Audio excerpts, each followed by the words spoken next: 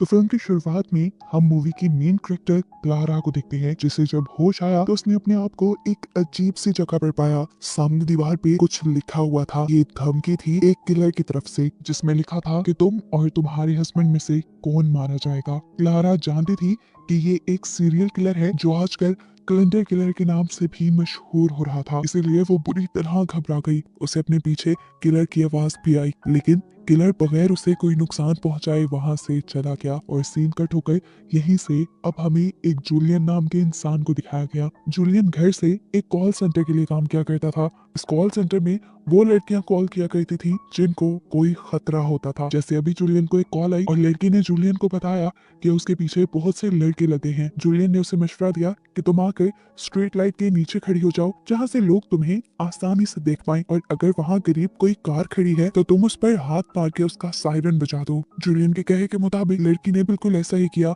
और कार का सायरन बजते ही वो सारे लड़के वहां से भाग गए, क्योंकि वो जानते थे कि अब यहाँ पर रहने वाले लोग घरों से बाहर निकल आएंगे। और ऐसे इस लड़की की जान उनसे बच गई। कॉल को बंद करते ही जूलियन टीवी ऑन करता है, जहाँ पे हम देखते हैं कि कैलेंडर किलर के बारे में ही न्यूज चल रही थी, लेकिन वो उस पर ज्यादा ध्यान नहीं देता क्योंकि उसे अब दूसरी कॉल रिसीव हो चुकी थी। ये कॉल थी क्लारा की, जिसे हमने फिल्म की शुरुआत में देखा है। जूलियन क्लारा से पूछता है कि मैं तुम्हारी क्या मदद कर सकता हूँ। तो जवाब में क्लारा कहती है, तुम मेरी कोई मदद नहीं कर सकते क्योंकि मैं खुद ही मरना चाहती हूँ। मेरे पीछे कैलेंडर किलर भी पड़ा हुआ है, जिसने मुझे मेरे रूम से किडनैप करके एक अनजान जगह ले जाकर मेरे सामने आए बगैर मुझे या मेरे हस्बैंड को मारने की धमकी भी दी है। और वो इस बात का यकीन कर ही नहीं रहा। कॉल के दौरान ही क्लारा की बात सुनते हुए जूलियन अपने घर और अपनी बेटी को भी चेक करता है, जबकि यहीं से सीन कट होकर हमें एक अनजान बूढ़े आदमी को दिखाया जाता है, जिसके हाथ में कैलेंडर किलर की धमकियों की पिक्चर है। और ये भी लग रहा है कि शायद यही किलर है। खैर, अब सीन्स में फाइनली क्लारा को दिखाया जाता है जो सड़क पे चल रही थी। इस टाइम क्लारा उजड़ी हालत में थी, जैसे किसी पार्टी से भाग कर आई हो। जूलियन से बात करते हुए उसने कहा, मैं थक गई हूँ इस जिंदगी से, तंग आ गई हूँ, मैं मरना चाहती हूँ। जूलियन घबरा कर उससे पूछता है, तुम इस टाइम कहाँ हो और तुम्हारा हस्बैंड कहाँ है। इसके जवाब में क्लारा ने उसे बताया कि मैं अपने हस्बैंड के ही जंगल से भाग कर आ रही हूँ। जूलियन उसकी बात समझ नहीं पाया। तब क्लारा ने उसे बताया, असल में आज हमारी वेडिंग एनिवर्सरी थी। जूलियन मुझे एक बहुत बड़े रेस्टोरेंट पे डिनर करवाने के लिए लेकर गया। मैं बहुत ज्यादा खुश थी, लेकिन डरी हुई भी थी क्योंकि उसे गुस्सा बहुत आता है और वो मुझे कभी भी किसी भी वक्त मार देता है। और अगर वो यहाँ सबके सामने मार देता तो मेरी क्या इज्जत रहती। वहीं पर मेरी एक लॉयर दोस्त भी मुझे मिली, जिससे देखते ही उसका मूड खराब हो गया। लेकिन हैरानी की बात थी कि उसने कोई रिएक्ट नहीं किया और डिनर के बाद वो मुझे लिफ्ट के जरिए एक सीक्रेट फ्लोर पे ले गया। वहाँ पर एलीट क्लास लोगों की पार्टी चल रही थी। काफी अजीब था वहाँ पे सब लोग एक दूसरे से बहुत क्लोज थे वहाँ पर। यहाँ पर जाते ही मेरे हस्बैंड ने मुझे एक ड्रिंक पिलाई और उसे पीते ही पता नहीं मुझे क्या हो गया, मेरी बॉडी ने काम करना बंद कर दिया। मैं पैरालाइज हो गई और मेरी ऐसी हालत का मेरे ही हस्बैंड ने अपने सारे दोस्तों के साथ मिलकर मजाक उड़ाया और फिर मुझे एक टेबल के साथ बांध दिया जबरदस्ती, और मुझे सब ने मिलकर अब्यूज किया। और मेरा हस्बैंड चुपचाप देखता रहा क्योंकि उसे इसके बदले पैसे मिल रहे थे। क्लारा उससे बताती है कि जैसे ही मेरी हालत ठीक हुई और मेरी बॉडी चलने के काबिल हुई तो मैं वहां से भाग आई। उसकी ये बातें सुनकर जूलियन का तो दिमाग खराब हो गया था। वो जानता था कि ऐसी हालत में लड़की सुसाइड भी कर सकती है। वो क्लारा को समझाता है, क्लारा रिलैक्स, अभी ऐसा कुछ मत करना जिससे तुम्हारा नुकसान हो जाए। लेकिन क्लारा उसकी बात सुनने वाली नहीं थी। वो गाड़ी के स्लैंसर पे एक पाइप लगा देती है और उस पाइप को गाड़ी के अंदर छोड़ देती है और गाड़ी का इंजन ऑन कर देती है। वो जानती थी कि कुछ ही देर में धुआं इस गाड़ी में भर जाएगा और वो सफोकेट हो गए, यानी दम घुटकर मर जाएगी। इस दौरान जूलियन की कॉल चलती रही। जूलियन उसे समझाता रहा, क्लारा ऐसा मत करो, गाड़ी से निकल जाओ। पर क्लारा को जैसे उसकी बातों का ख्याल ही नहीं था। इससे पहले कि क्लारा मर जाती, उसे अपनी बेटी का ख्याल आ जाता है, जिसे वो अपने हस्बैंड जैसे दरिंदे के पास नहीं छोड़ सकती। इसलिए वो फौरन कार से निकल आई और उसने जूलियन से कहा, मैंने तुम्हारे कहने पे ये सब नहीं रोका, बल्कि मुझे मेरी बेटी का ख्याल आ गया था। यहाँ पर दूसरे फोन पे हम देखते हैं कि जूलियन को उसके डैड की कॉल आई है। जूलियन के डैड उससे पूछ रहे थे कि तुम कहाँ पर हो। जूलियन उसे बताता है, मैं घर पर काम कर रहा हूँ, लेकिन मुझे आपकी एक मदद चाहिए। उसके डैड उसकी मदद करने को तैयार हो जाते हैं। जूलियन असल में इस टाइम क्लारा की हालत देखना चाहता था। वो अपने डैड से कहता है, डैड प्लीज, मैं एक एड्रेस सेंड कर रहा हूँ, वहाँ जाकर आप देखें वो लड़की सेफ है या नहीं। जूलियन के डैड वहाँ जाते हैं और क्लारा के घर की तरफ सफर शुरू कर देते हैं और देखने को मिलता है कि जूलियन के डैड वही आदमी है जिनके पास हमने कैलेंडर किलर वाली पिक्चर देखी थी। क्लारा भी इस टाइम अपने घर आ गई। घर आने के बाद उसने दोबारा जूलियन को कॉल की और जूलियन ने उससे पूछा कि आखिर आप लोग इतना जुल्म क्यों सहते हो। क्लारा ने बताया क्योंकि हम फाइनेंशियली इंडिपेंडेंट नहीं होते, हमारे फाइनेंसेस मर्द पूरे करते हैं और उनको लगता है कि इसके बदले वो कुछ भी कर सकते हैं और हमें ये जुल्म इसलिए सहने पड़ते हैं क्योंकि हमें अपने बच्चों के साथ रहना होता है। अगर हम इनसे अलग हुए तो उनकी फाइनेंशियल कंडीशन अच्छी है, वो हमारे बच्चे भी रख लेंगे और हम केस भी नहीं कर पाएंगे। यहाँ जूलियन भी उससे अपनी एक स्टोरी शेयर करता है कि उसकी वाइफ जिसकी दिमागी हालत ठीक नहीं थी उसने अपना हाथ काट लिया था, लेकिन जब वो बिल्कुल मरने के करीब थी तब उसे होश आया। उसने अपने आप को बचाने की कोशिश भी की लेकिन तब वॉशरूम का लॉक नहीं खुला। इस टाइम जूलियन ऑफिस में था अपनी जॉब पर। जब वो घर पहुंचा तो उसकी वाइफ मारी जा चुकी थी। उसे उस दिन बहुत ज्यादा दुख हुआ। अपनी वाइफ से मरने से ज्यादा उसे दुख था उसके बच्चों के लिए जो अब अकेले रह चुके थे। जूलियन बताता है कि अपनी वाइफ के मरने के बाद से वो वर्क फ्रॉम होम कर रहा है और खुद ही घर और बच्चों का ख्याल भी रखता है। यहाँ क्लारा से बात करते हुए जूलियन किचन में था, तभी उसने नोटिस किया कि उसकी शेल्फ से एक चाकू गायब हो गया है। उसे लग रहा था कि जरूर उसके घर में कोई घुस गया है। क्लारा की कॉल को होल्ड पे करते हुए वो घर चेक करने के लिए जाता है। दूसरी तरफ क्लारा के घर पर भी अजीबोगरीब काम हो रहे थे। एकदम से उसका टीवी खुद ही ऑन हो गया जिसे डरकर उसने बंद कर दिया और जब वो विंडो की तरफ आई तो अब उसे विंडो पर दोबारा कैलेंडर किलर की धमकी लिखी हुई दिखाई दी। उसने इसकी पिक्चर लेकर जूलियन को सेंड कर दी। यहाँ पर जूलियन, जिससे भी लग रहा था कि उसके घर पे कोई घुस आया है, उसने बहुत सारा कांच अपने मेन डोर पर डाल दिया ताकि जो भी अंदर आए उसके पाँव में ये चुभ जाए। अगर चुभे ना तो कम से कम इनके टूटने की आवाज से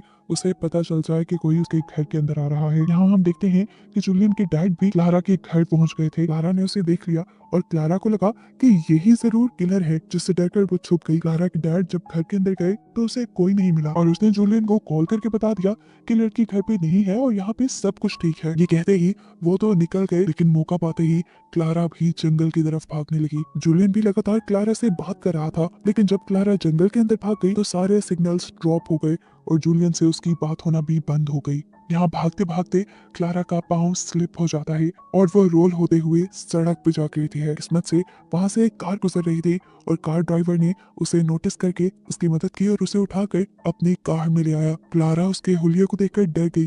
वो सांता क्लॉज के कपड़ों में था, लेकिन उस आदमी ने उसे यकीन दिलवाया कि वो क्लारा को कोई नुकसान नहीं पहुंचाएगा। उसने तो बस यहाँ क्लारा को बड़ा देखा और उसकी मदद करनी चाहिए। सांता क्लॉज के कपड़े तो उसने इसलिए पहने थे क्योंकि वो पार्टीज में बच्चों को खुश करने का काम करता था। ये सुनकर क्लारा थोड़ा सा सेटिस्फाई हुई और उसकी गाड़ी में बैठ गई। जंगल से निकलते ही सिग्नल्स दोबारा आ गए थे। उसने इसलिए जूलियन को कॉल मिला ली। इस आदमी को उसने कहा कि प्लीज मुझे आप शहर तक छोड़ देना और फोन पे ये बात जूलियन को भी बता दी कि उसे एक अच्छा आदमी मिल गया है जो उसे अब शहर तक छोड़कर आएगा। ये सुनते ही जूलियन का खौफ से सर फटने लगा। क्या बेवकूफ लड़की थी वो, ऐसे किसी भी आदमी पर कैसे बिलीव कर रही थी। उसे समझाता है कि ऐसे सिचुएशन में किसी आदमी पर बिलीव करना ठीक नहीं, लेकिन क्लारा उसके सारे डर खौफ दूर कर देती है ये कहते हुए कि ये आदमी सेफ है। अब क्लारा इस लड़की से सिगरेट मांगती है। वो लड़का बताता है कि कार की बैक सीट पर उसे सारा सामान मिल जाएगा। क्लारा जब पीछे हुई तो उसने देखा कि यहाँ पे एक टीजर गन भी थी, जो देखकर वो डर गई। तब उस आदमी ने बताया कि डरने की जरूरत नहीं, इस टीजर गन को तो मैंने अपनी हिफाजत के लिए रखा हुआ है। दोबारा सुख का सांस लेते हुए सफर इन्होंने दोबारा अपना कंटिन्यू कर लिया। क्लारा अभी भी जूलियन से बात कर रही थी। उसने जूलियन को बताया कि कैलेंडर किलर सच में उसके पीछे है और उसका हस्बैंड उसकी इस बातों पे यकीन नहीं करता। अभी यही बात उसने की ही थी कि दूसरी तरफ जूलियन को महसूस हुआ कि उसके घर में कोई घुस आया है। फौरन उसने जाकर दोबारा अपने घर की तलाशी लेना शुरू कर दी, जबकि यहाँ पे एकदम से इस आदमी ने कार रोक दी क्योंकि कार के सामने कोई और नहीं बल्कि क्लारा का हस्बैंड आ चुका था, जो जल्दी से क्लारा के साथ वाले आदमी को कार से निकालकर पीटने लग जाता है। ये देखकर क्लारा गुस्से में आ जाती है और अपने हस्बैंड को बताती है इस आदमी का कोई कसूर नहीं, वो तो इसकी सिर्फ मदद कर रहा था। क्लारा की बात मानते हुए शुक्र था कि क्लारा के हस्बैंड ने उसे छोड़ दिया। क्लारा ने उस आदमी की मदद की और उसे उठाकर किसी तरह ड्राइविंग सीट पे बिठा दिया और उससे अब उसकी टीजर गन भी मांग ली। यह आदमी समझ गया था कि क्लारा का हस्बैंड एक बुरा इंसान है। बिना कोई सवाल जवाब किए उसने क्लारा को अपनी टीजर गन भी दे दी ताकि वो इसके जरिए अपने हस्बैंड से अपनी जान बचा सके। क्लारा को क्लारा के हस्बैंड ने अब अपनी गाड़ी में बिठा दिया, जहाँ उसके हस्बैंड ने उससे पूछा तुम इतनी जल्दी पार्टी से क्यों आ गई। ये सुनकर क्लारा को उसकी सेल्फिशनेस पे बहुत हैरानी हुई और उसने कहा कि तुम्हें शर्म आनी चाहिए, मैं तुम्हारी वाइफ हूँ, तुम्हारी बेटी की माँ। वो घटिया जगह क्या मेरे जाने की काबिल थी। वो यहाँ अपने हस्बैंड को कैलेंडर किलर की धमकी भी दिखाती है, जो इस टाइम उनके घर के शीशे पे लिखी हुई थी। लेकिन मार्टिन यानी क्लारा के हस्बैंड को लग रहा था कि ये क्लारा ने खुद लिखा है और ये सारा ढोप भी उसी का रचाया हुआ है। क्लारा साथ ही साथ अपनी बेटी की बेबी सीटर को कॉल करने की कोशिश कर रही थी, लेकिन अजीब बात थी, वो कॉल नहीं उठा रहा था।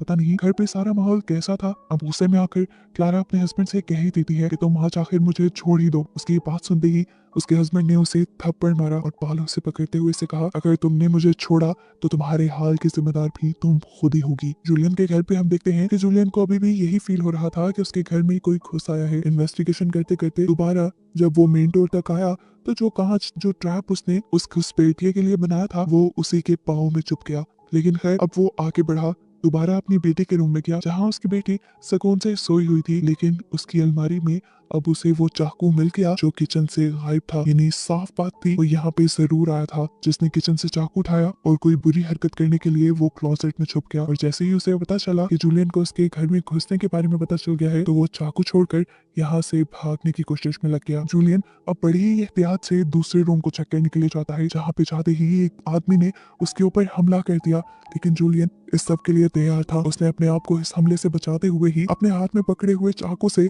उल्टा उस आदमी की ही टांग पे हमला कर दिया, जिससे उसकी टांग से खून निकलने लगा। उस आदमी ने अब जूलियन को अपने से दूर किया और तेजी से बाहर विंडो की तरफ आ गया। बालकनी से होते हुए वो बाहर विंडोज की तरफ खड़ा हो गया। वो यहाँ से अपनी जान बचाकर जाना चाहता था, लेकिन जूलियन जानता था कि अगर वो यहाँ से गया तो उसकी जरा सी भी गलती उसकी जान ले सकती है। जूलियन अब उसे हाथ देता है, लेकिन ये आदमी जूलियन की मदद नहीं लेता और वहां से जंप कर देता है। जंप करने पे हमें इस घर का फ्रंट दिखाया जाता है। तो यहाँ एक सबसे बड़ा कहानी का ट्विस्ट ये रिवील होता है कि ये घर जूलियन का नहीं बल्कि क्लारा और मार्टिन का ही था, जिसमें इस वक्त जूलियन मौजूद था। और अगर ये घर क्लारा और मार्टिन का था तो घर में सोई हुई बेटी भी क्लारा की ही थी। जिस आदमी को हम घुसपैठिया समझ रहे थे वो कोई घुसपैठिया नहीं था, बल्कि क्लारा की बेटी का बेबी सीटर था, जिसे जूलियन के यहाँ आने के बारे में पता चल चुका था और वो अपनी जान बचाने के लिए भागा, लेकिन उसकी खुद की ही जान चली गई। इधर हमें देखने को मिला कि जैसे ही क्लारा और मार्टिन अपने घर की पार्किंग में पहुंचे तो क्लारा ने फौरन ही टीजर गन से मार्टिन के ऊपर हमला कर दिया। अब क्लारा इस बात से अनजान कि उसके घर के अंदर पहले से ही किलर घुस आया है, वो तेजी से दरवाजा खोलते हुए अंदर जाती है और उसे मेन एंट्रेंस पे ही कांच बिखरा हुआ दिखाई देता है, जो असल में जूलियन ने एक ट्रैप के तौर पे बिछाया था, ताकि जब भी कोई अंदर आए तो इसे कांच में फंसकर वो यही रह जाए। घर के अंदर आने पे घर की काफी सारी लाइट्स ऑन थी और वहाँ पे एक लैपटॉप भी पड़ा था जो उसका तो नहीं था। उसे समझ नहीं आई कि क्या हो रहा है। तेजी से वो अपनी बेटी को देखने के लिए उसके रूम की तरफ गई तो अंदर जूलियन बैठा था। उसकी बेटी के बिल्कुल पास उसकी आवाज सुनकर क्लारा समझ गई कि ये वही जूलियन है जिससे वो बात कर रही थी। अब क्लारा इतनी भी बेवकूफ नहीं थी कि वो समझ ना पाए कि जूलियन ही किलर है। वो खौफ से डर गई और उसने जूलियन से कहा, प्लीज मेरी बेटी को कुछ मत करना। जूलियन उससे कहता है, बेफिक्र रहो, मैं उसे कुछ नहीं करूंगा। मैंने तो तुम्हारे आने से पहले ही यहाँ पर सारा ट्रैप बिछा दिया था। मैं यहाँ तुम्हारी जान लेने नहीं आया, मैं तो तुम्हारी यहाँ पर मदद करने के लिए आया हूँ, ताकि तुम अपने हस्बैंड की जान ले लो और अपने आप को आजाद करवा लो। यहाँ दिखाया जाता है कि टीजर करके हमले के बाद अब मार्टिन दोबारा ठीक तरह होश में आया था। उसने अपनी पास पड़ी चीज से अपनी गाड़ी का कांच तोड़ा और गाड़ी अनलॉक करते हुए बाहर निकल आया। जैसे ही वो घर के अंदर गया तो उसे जूलियन नजर आ गया। वो जूलियन पे हमला करने ही वाला था कि उससे पहले ही जूलियन ने उसके ऊपर हमला कर दिया और सीन कट होकर अब दोबारा हमें जूलियन के डैड को दिखाया गया, जो इसी घर के आसपास घूम रहे थे। उन्होंने यहाँ पर जब क्लारा की बेटी की बेबी सिटर की लाश देखी तो वो समझ गए कि जरूर उसका बेटा ही इधर है और वही यहाँ पर सबको कत्ल कर रहा है। और ये बात उसे ऐसे पता चली कि जब वो अपने बेटे के घर गया तो उसे वहाँ पर कैलेंडर किलर की बहुत सारी पिक्चर्स दिखाई दी, वही धमकियों वाली पिक्चर्स जो रोज न्यूज में भी आ रही थी। इन सारी पिक्चर्स का उसके बेटे के पास होना ये साबित कर रहा था कि उसका बेटा ही सीरियल किलर है। सीन कट होकर हमें दोबारा जूलियन, मार्टिन और क्लारा को दिखाया जाता है, जहाँ पर जूलियन ने इन दोनों को बांध के रखा हुआ है। वो क्लारा को समझा रहा है, तुम क्यों इतना घबरा रही हो, तुम्हारी तो मैं मदद कर रहा हूँ, तुम बस इसे मार दो और अपनी जिंदगी आसान कर लो। यहाँ पर जूलियन उसे वजह बताता है कि आखिर वो ये सीरियल किलिंग्स क्यों कर रहा है। असल में वो भी मार्टिन की तरह एक बहुत ही बुरा और जालिम हस्बैंड था, अपनी बीवी पे बहुत जुल्म किया करता था और फिर एक दिन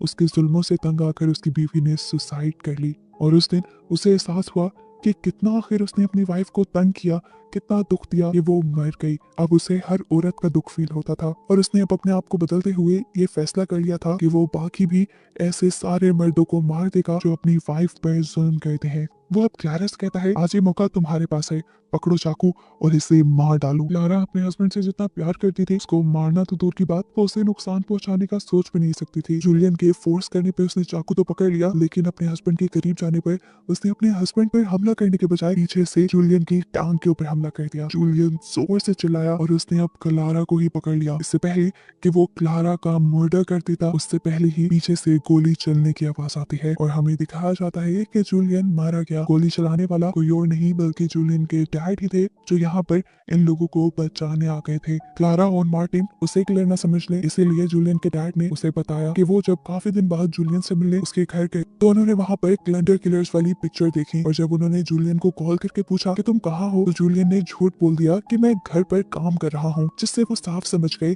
कि जूलियन अपने ही ऐसे एक और शिकार की तरफ बढ़ गया है। जूलियन को ट्रेस करते हुए आखिर वो यहाँ तक पहुंच ही गए और उन्होंने 2 मर्डर और होने से बचा लिए। फाइनली अब इनकी जान बच चुकी थी। क्लारा ने जाकर सबसे पहले अपनी बेटी को गले लगाया, जो बिल्कुल सेफ थी। सीन कट होकर अब हमें कुछ दिनों बाद का सीन दिखाया जाता है। हमें पता चलता है कि मार्टिन यानी क्लारा का हस्बैंड एक बहुत बड़ी पोस्ट पे है। वो एक पॉलिटिशियन है, सभी उसे अच्छा समझकर वोट करते हैं। जब वो प्रेस कॉन्फ्रेंस कर रहा था तभी मौका पाकर क्लारा ने वहां पर एक ऑडियो चला दी। इस ऑडियो में साफ पता चल रहा था कि मार्टिन अपनी वाइफ को मारता भी था और उसे अब्यूज भी करता था। ये देखते ही उसका असली चेहरा सबके सामने आ गया और एक दिन में ही उसका सारा करियर तबाह हो गया। फाइनली क्लारा ने भी हिम्मत करके उससे अपना बदला ले ही लिया था। क्लारा की जो लॉयर दोस्त थी वो अब उसका केस लड़ रही थी, जिसमें वो मार्टिन से डाइवोर्स और साथ ही साथ उससे अपनी सारी लीगल नीड्स की डिमांड करती है। आखिर क्लारा ये केस जीत भी गई और ऐसे फाइनली उसकी इस टॉक्सिक हस्बैंड से जान छूट गई। मूवी के एंड पे दिखाया गया